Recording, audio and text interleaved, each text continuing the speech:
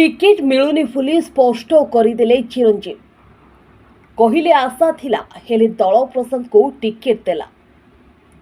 Ticket न मिलवा नहीं स्पष्ट संकेत बोधे पाई जाइछंती चिरंजीव बिस्वाल। बीजेडी टिकेट रो विधायक हेबा नहीं आशापंथी दल रे मिसिथिबा चिरंजीव निराश होइछंती। जगतसिंहपुर परिवर्ते तांको कटक रो ऑफर आसीथिबा से निजे कहिछंती। ओ एबे केउ आसन रो मध्य टिकेट न मिलुथबा नहीं संकेत बोध हुए पाइछंती चिरंजीव।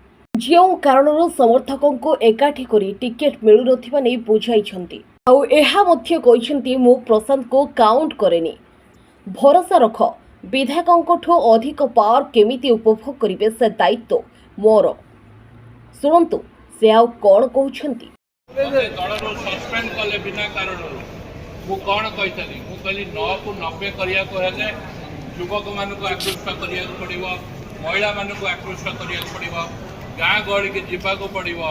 नगले खाली बहादुरी मारी भाषण देले कांग्रेस भवन रे बसी कहले कांग्रेस हबो नै। किछि भूल कहितली ना आज कांग्रेस रो अवस्था कोन 9 टारू 90 हबो ना। जगतसिंहपुर कोनापारी रिपोर्ट हर्षिका मीडिया।